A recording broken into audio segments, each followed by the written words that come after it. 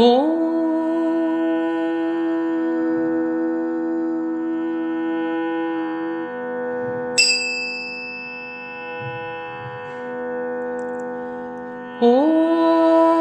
असितपद्मासनस्थितायै नमः।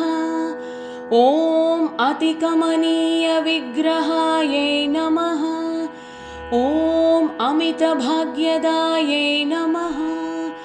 ॐ अखिललोकजनन्यै नमः। ॐ अन्तर्मुखध्यानगम्यायै नमः। ॐ अम्बिकायै नमः। ॐ अनन्यभक्तिसमाराध्यै नमः। ॐ अष्टलक्ष्म्यै नमः। ॐ अघनाशिन्यै नमः। ॐ अग्रगण्यायै नमः। ॐ अङ्घ्रिजितपारिजातायै नमः। ॐ अच्युतहृदयनिलयायै नमः। ॐ अञ्जलिनमितसुरवनिताकुलशिरोरत्नभ्राजमानचरणायै नमः। ॐ अपरिमितभाग्यदायिन्यै नमः। ॐ अपरिमितसौख्यदायिन्यै नमः। ॐ अपारकृपापूर अपाङ्गलीलायै नमः। ॐ अणिमादिसिद्धिप्रदायै नमः। ॐ अशुभवारिण्यै नमः। ॐ अनूनर्धिदायिन्यै नमः। ॐ अनिर्वचनीय स्वरूप अरूपायै नमः। ॐ अर्थार्थिजनसम्पूजितायै नमः। ॐ अदृश्यदृश्यजगदखिलान्तर्यामिन्यै नमः। ॐ आधारशक्त्यै नमः। ॐ आर्तजनरक्षणपरायै नमः। ॐ आगमादिसकलशास्त्रमूलरूपिण्यै नमः। ॐ आर्यायै नमः। ॐ आश्रितजनपालननिरतायै नमः। ॐ आर्द्रहृदयायै नमः।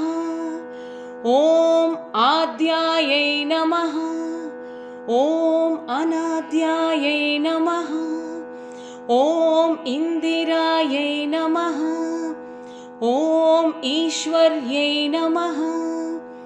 ॐ इन्दीवरश्यामलोचनायै नमः। ॐ इन्दुनिभवदनायै नमः। ॐ ईप्सितवरदायै नमः। ॐ ईड्यायै नमः। ॐ आननजितविधुमण्डलायै नमः। ॐ करधृत अरुणतोयजायै नमः।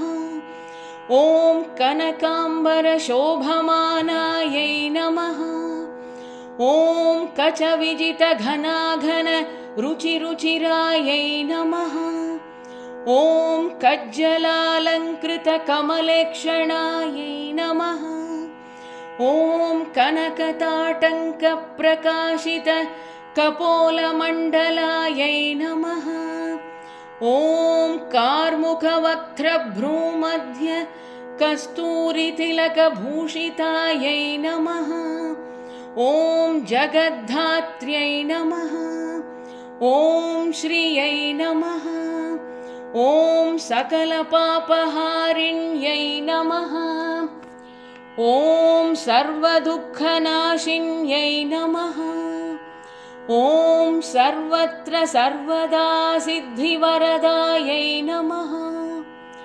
ॐ दुग्धार्णवतनयायै नमः। ॐ शाकभर्यै नमः। ॐ निशापतिसहोदर्यै नमः। ॐ श्रीपीठनिलयायै नमः।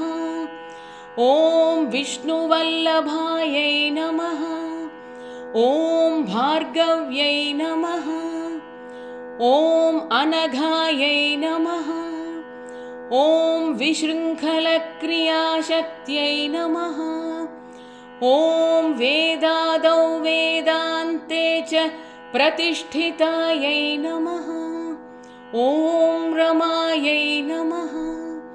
ॐ धनधान्यसमृद्धिरूपिण्यै नमः। ॐ अनवद्यायै नमः। ॐ अनवद्ययशोदायै नमः। ॐ ऐहिक आमुष्मिक भुक्तिमुक्तिप्रदायै नमः। ॐ सकललोकजनन्यै नमः। ॐ महाराज्ञै नमः। ॐ मन्त्ररूपिण्यै नमः। ॐ अमोघप्रयत्नसफलसिद्धिकर्त्र्यै नमः। ॐ शोकहन्त्र्यै नमः। ॐ धीशक्त्यै नमः। ॐ एकाग्रचित्तप्रदायै नमः।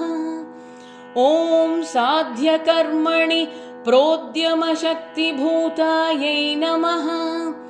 ॐ वाग्विदग्धतारूपिण्यै नमः। ॐ मृदुवाक्मितभाषणपटुत्वहेतवे नमः। ॐ अमोघवाग्बलप्रतिपादकायै नमः। ॐ जाड्यनाशिन्यै नमः। ॐ मनव्यथापहारिण्यै नमः। ॐ प्रज्ञानदायिन्यै नमः। ॐ प्रज्ञानरूपिण्यै नमः। ॐ प्रणतबहुफलायै नमः। ॐ सच्चित्स्वरूपिण्यै नमः। ॐ पुष्ट्यै नमः। ॐ तुष्ट्यै नमः। ॐ क्लेशहन्त्र्यै नमः। ॐ आह्लादकर्त्र्यै नमः। ॐ विमलायै नमः। ॐ शान्तायै नमः। ॐ प्रभायै नमः। ॐ सुप्रसन्नायै नमः। ॐ जयायै नमः। ॐ क्षेमदायै नमः। ॐ यशस्विन्यै नमः। ॐ वसुन्धरायै नमः। ॐ उदाराङ्गायै नमः। ॐ हरिण्यै नमः।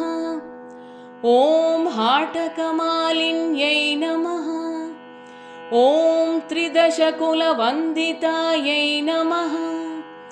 ॐ बिल्वनिलयायै नमः। ॐ भुजगशयनदयितायै नमः। ॐ अमृतायै नमः। ॐ अखिललोकभूतिकरिण्यै नमः। ॐ व्यतीतभव्यभवत्कालज्ञानसम्पन्नायै नमः। ॐ धैर्यलक्ष्म्यै नमः। ॐ वीरलक्ष्म्यै नमः। ॐ सन्तानलक्ष्म्यै नमः। ॐ धान्यलक्ष्म्यै नमः। ॐ विद्यालक्ष्म्यै नमः। ॐ धनलक्ष्म्यै नमः। ॐ विजयलक्ष्म्यै नमः। ॐ आदिलक्ष्म्यै नमः। ॐ श्रीमहालक्ष्म्यै नमः।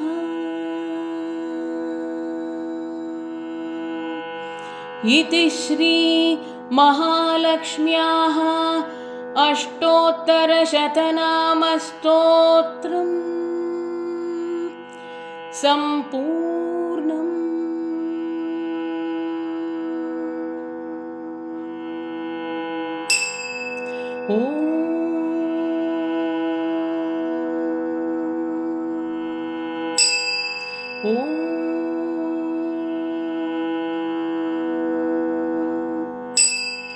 ॐ